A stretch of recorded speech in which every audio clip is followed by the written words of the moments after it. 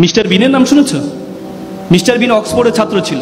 Mister বিন যখন অক্সফোর্ডে পড়ে তখন তার খুব স্বপ্ন সে নাটিকা করবে। থিয়েটারে সে ভর্তি হয়। সে থিয়েটারে ভর্তি হওয়ার পর থিয়েটার তাকে একটা ডায়লগ দেয়, সে ডায়লগটা বলতে পারে না। তো তারা বলে তুমি যদি ডায়লগ না বলতে পারো তাহলে তুমি কি নাটক করবা? তাকে বের করে দেয়। মিস্টার বিন চিন্তা করলো আমি ডায়লগ বলতে পারি না, কিন্তু আমি এমন একটা নাটক আবিষ্কার করব যে নাটকে কোনো ডায়লগ দিতে হবে না। 3 বছরের মাথায় মিস্টার বিন এমন একটি মুখ অভিনয় আবিষ্কার করলেন, পুরো বিশ্বরে এত আলোড়ন তৈরি হয়েছে, পরবর্তী অক্সফোর্ড থিয়েটার তাকে নিয়ে পুরস্কৃত করেছে। এরপর তুমি বলো তোমাকে অনর্থক সৃষ্টি করেছে আল্লাহ? আল্লাহ তোমাকে অনর্থক সৃষ্টি করেছে? আল্লাহ তোমাকে অনর্থক সৃষ্টি করেনি। তুমি একটু কালো হলে মন খারাপ করো, হ্যাঁ আমি কালো, আমাকে কেন আল্লাহ অনর্থক সৃষ্টি করেছে? মন খারাপ করো না? করো না? এই বিশ্ব জগতে আল্লাহ তাআলা তোমাকে আমাকে কি বলেছে জানো? আল্লাহ বলছে কুনতুম খায়রা উম্মাত উখরিজাত লিন-নাস তা'মুরুনা বিল মারুফ ওয়া তানহাউনা আনিল মুনকার। আল্লাহ বলছে you are the noblest nation, you are the best nation. তুমি সেরা জাতি। এই বিশ্ব জগতে যা আছে আমি সবকিছু তোমার জন্য সৃষ্টি করেছি। আর তোমাকে সৃষ্টি করেছি ওয়ামা খালাকতুল জিন্না ওয়াল ইনসা ইল্লা লিয়াবুদুন। আর তোমাকে আমি সৃষ্টি করেছি শুধুমাত্র আমার ইবাদত করার জন্য, শুধুমাত্র আমার দাসত্ব করার জন্য। আর বিশ্ব জগতে যা আছে সব কিছু সৃষ্টি করেছি শুধু তোমার দাসত্ব করার জন্য, আর তুমি শুধু করবে আমার দাসত্ব। ধারণা আছে? তার মানে তুমি মনে করো, আমি মনে করো আমরা অযথা আল্লাহ তাআলা আমাদেরকে তৈরি করেছে, অযথা। আমরা বলি না আমরা কোনো কারণ ছাড়া, এই যে কিছুদিন আগে ঢাকা বিশ্ববিদ্যালয়ের ছেলে আত্মহত্যা করলো, সুইসাইড করলো।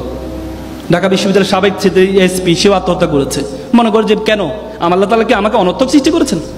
আল্লাহ তাআলা কোন ওয়ামা খালাকনাস সামা ওয়াল আরদা ওয়ামা বাইনাহুমা বাতিলান। আমি আসমান এবং জমিনে যা কিছু সৃষ্টি করেছি কোনো কিছু অনর্থক সৃষ্টি করিনি।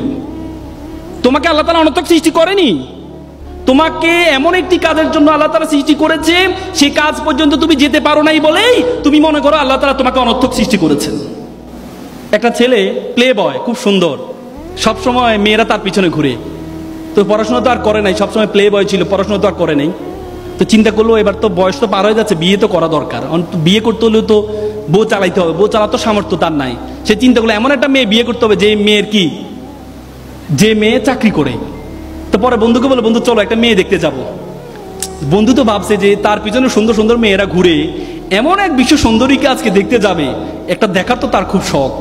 বন্ধু যাওয়ার পর দেখে যে মেয়েটা কালো। বন্ধু মেয়ে তো কালো। যা বেটা, নদীর জল ঘোলা ভালো, জাতের মেয়ে কালো ভালো। বন্ধু একটু পর বন্ধু তো ট্যাডা। যা বেটা, এটা লক্ষ্মী ট্যাডা।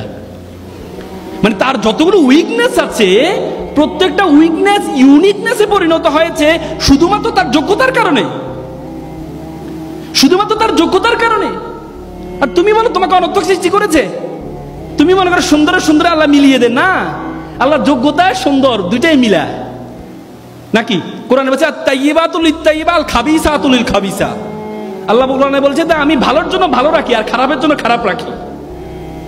বুঝো না? শুধু সুন্দর দেখলে তোমরা মনে করো সুন্দর মানে অনেক কিছু না। সক্রেটিস একটা চমৎকার কথা, beauty cannot escape of calamity. সৌন্দর্য কখনো কলঙ্ক থেকে মুক্ত থাকতে পারে না। তো সুতরাং সবসময় সুন্দরের পিছনে ঘুরিও না।